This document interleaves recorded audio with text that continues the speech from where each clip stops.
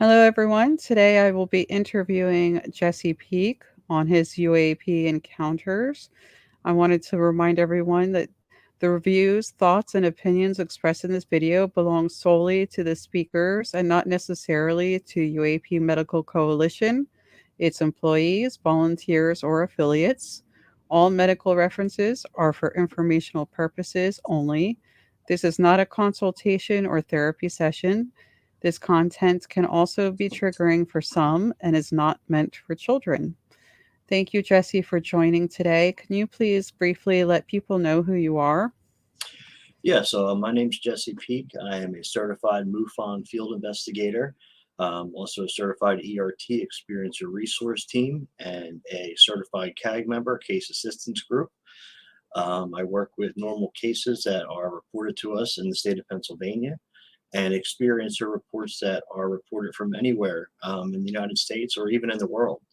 I've been working with MUFON since 2019. It's something that I've become very passionate about. And along the way, I wind up having some experiences myself and some sightings as well, which I'd be happy to share with you guys today. And yeah, that's pretty much what I do. I'm also the co-founder and team lead for UAP Medical Coalition as well. And I'm also the project director for Project Battech 404, which is looking into electrical malfunctions that are associated with UFO sightings. We're working with scientists from the Canadian Space Agency, a lot of people with great backgrounds. We've implemented AI into our research, and we now to date have the largest database and information on EM. So it's become a really good thing within 2 years. And I'm also a podcast and radio host at UFO Encounters Worldwide Radio and Podcast. You can see us on all podcast platforms and the UNX Network Radio on Saturday nights at 8 p.m. Eastern Standard Time. And that's the short version. Yeah, and of course, for some, you may be recognizable as having been in a documentary or two. So, Yeah, done a couple documentaries. right. Um, so, can you please briefly let people know about some of your experiences with UAPs, UFOs? Yeah, absolutely. So, like I said, I started really researching the subject in 2016. And that's when I joined MUFON in 2019 when I found out about it, actually very late in my life. But once I did, I jumped in feet first. I was really working with experiencers and people that were having, hitchhiker effects, regular contact experiences, etc. And I wound up having my very first UFO sighting in 2021 with my father, actually, who wasn't really big into the subject at first. And then once we had the sighting, thoughts definitely changed at that point. But this was during the day, regular old day in Philadelphia. We have a lot of flight traffic because we have the Philadelphia International Airport, plus we have the Northeast Airport and a lot of military bases as well. So we're used to seeing planes and things like that in the sky. We were actually driving at the time that we noticed these objects in the sky. I was on my phone at the time, just getting finished with a phone call, and my dad had said, what are these objects in the sky? And I looked, and there was four gold circular objects flying in a 2-and-2 formation behind one another. And I was completely shocked and didn't know what I was looking at. I didn't recognize anything. I was in the military for a short period of time, so I'm pretty familiar with what we have in our arsenal. And it was nothing military or commercial. So we're driving along these objects, and I'm trying to grab my phone to take a video so we have some evidence of this. And at that time, I just got off the phone, so I knew my phone was working properly. And when I tried to open my phone up to take a video of the phone, my phone went wacko on me. A lot of people can compare this to Skinwalker Ranch when you see the cell phones going all crazy. And my phone was doing that exact same thing. It was actually pressing buttons by itself and doing things in my phone without me even touching the phone. So I wasn't able to get that video that I wanted. And then as we came to a stoplight, we stopped, and the four objects went from the 2-and-2 formation into a single file. Which definitely showed intelligence with these objects flying in the sky. It wasn't just, balloons or anything flying.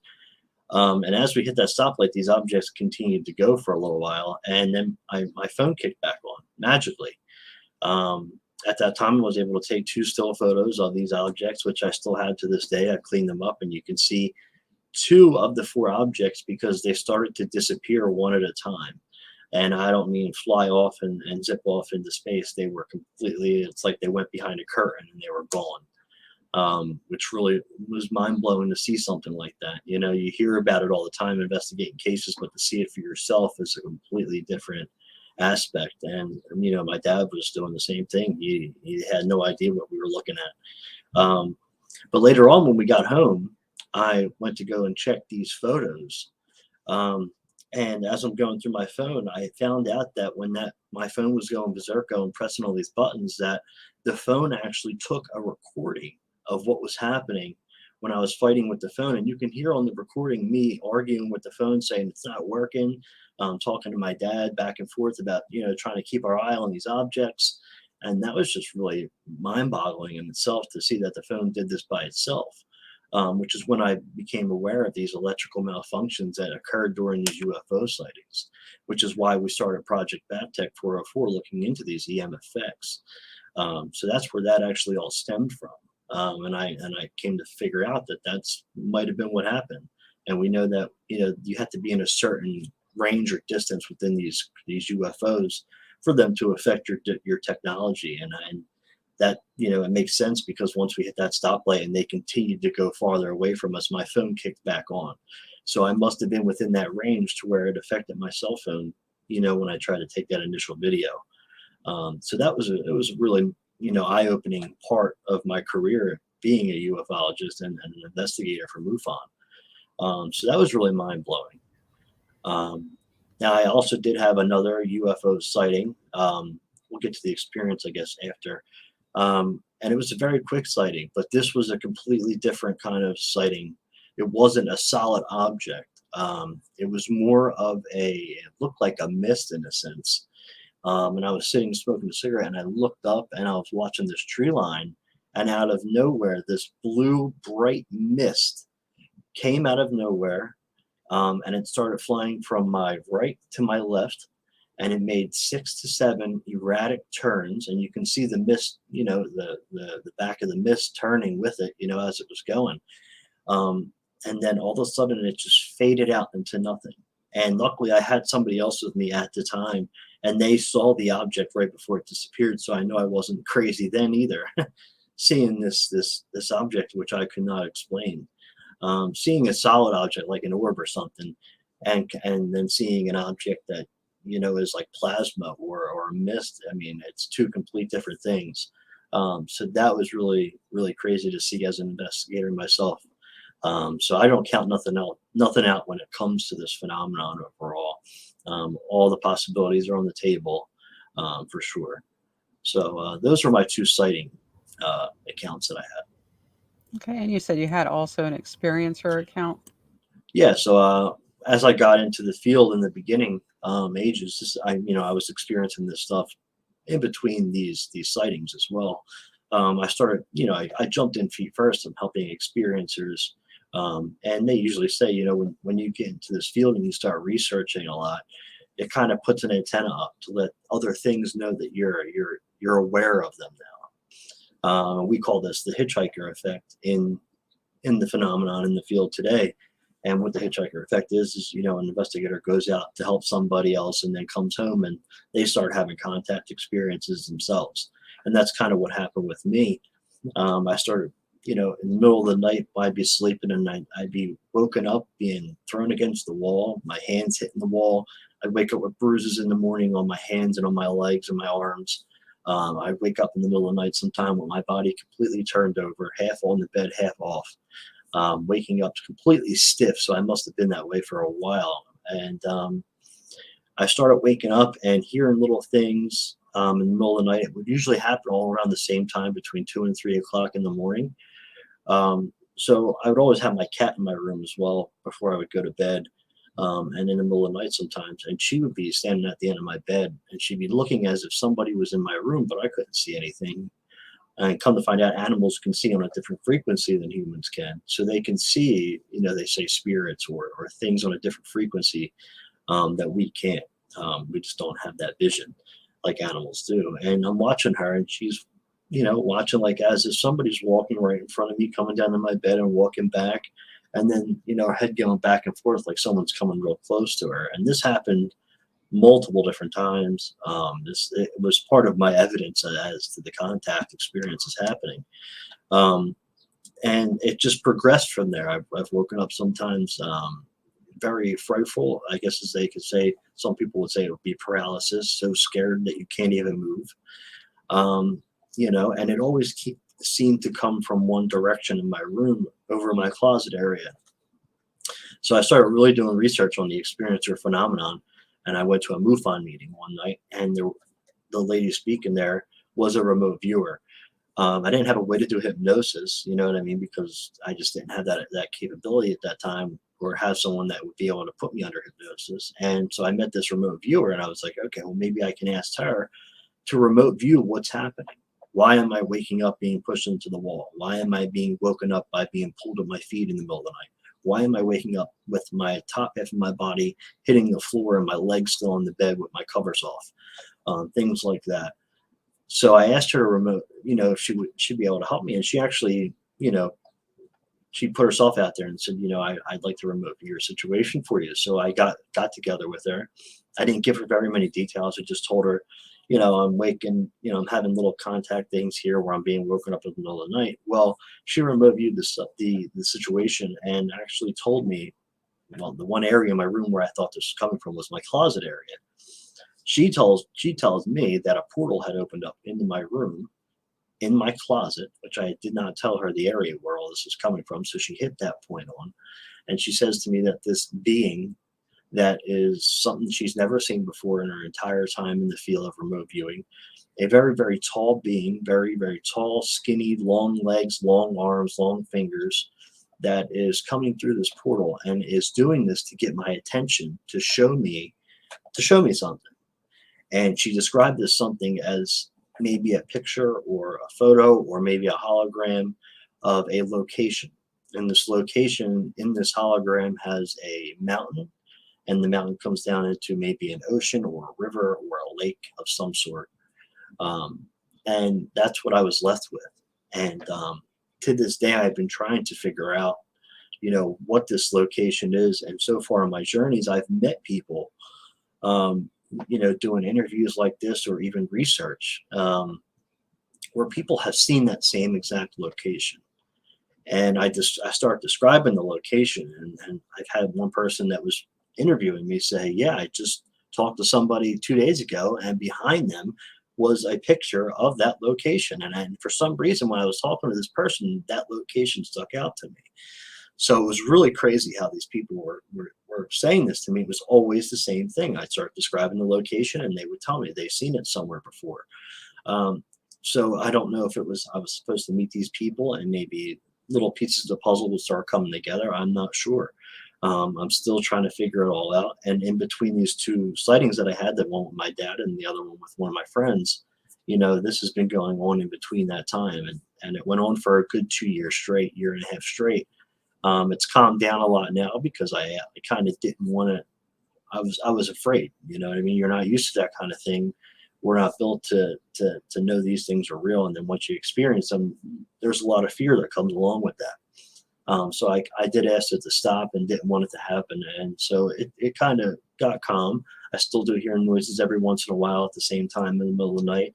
So it's there if I wanted to move forward and kind of learn from it, per se, which is something that I'm deciding if I want to do or not. At this point, I'm not as afraid as I was at first. So I'm thinking that maybe I might start, trying to see what I can get out of it, and see if I can learn anything more from it, because it's obviously something important. I just don't know what for sure. Okay, so in addition to bruising, technical issues, relocation of your body, and objects in your room, were there any other physical effects that you experienced with your experiences? Well, definitely fear. I definitely had nightmares and dreams. I'd always dream of this location. I started, thinking about it so much. I would dream, and I would have different dreams, but I'd be at that location. So, for example, I'd be on the side of a mountain camping with my family, and we'd be at the lake.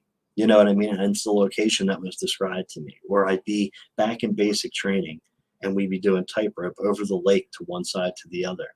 I mean, dreams that would just continue to go on, and it would always be that location. So I know it's something important that I'm supposed to try to figure out. And I just got to figure out what exactly that is. So I would have that fear for sure. I still sleep with a little nightlight on. Insomnia some nights, thinking about this and racing thoughts and not being able to get to sleep. And then, definitely some really bad dreams, fearful dreams. Okay. Did So, you mhm. yeah. Did you ever speak to a medical professional or a mental health professional about the sleep issues or the bruising? The sleep issues, yes, I did. And I got sleep medication to help me sleep. The bruising, I didn't bring any of that up, especially because you hear a lot that that doctors are, there's a stigma attached to the subject. So, which is what we're trying to fix exactly here with UAP Men. You know, And when you sought help with the sleep issues, did you let them know that you had had some sort of experience that you could not understand? no, no, I didn't. I didn't go there. I just told them I was having insomnia. I could not sleep, um, and that's where we left it at that point. Because I think if I would have said that I'm having some kind of experience, and then saying I can't sleep, maybe they would think I'm there to just try to get drugs, or think that maybe I need to be on other kind of medication. You know what I mean? Because something's obviously not right with this guy. And I wasn't comfortable with the situation that I was experiencing either at the time. So I wasn't comfortable with it, even to talk about it with other people, to even say something like that to a medical professional. What help do you think would have been beneficial from those treatment providers? What help could have been beneficial? Um, Yes. I mean, they could have. I mean, if I told them that I was having experiences, is that what you're Um, asking? if you felt like there was something else they could have done that would have been helpful to you, what would that have been? If anything, it would have been nice if they were educated on the subject to be able to help me and refer me to somebody that would be able to help me maybe better, like a psychiatric doctor that could maybe figure out, what I'm experiencing and if it is a medical issue or if it's not a medical issue. Because at that time I wasn't as educated on what I was experiencing. So that's definitely a possibility of what could have helped. What have you found helpful in understanding and dealing with your experiences? Really reaching out to the people that have done the most research on the experiencer phenomenon. Kathleen Martin, one of them. I've had many conversations with her. I've told her about my experience. We've had phone calls. Other people that have researched the field that really showed me that I was not alone, that there's other people out there having the same kind of similar contact experiences that I was having.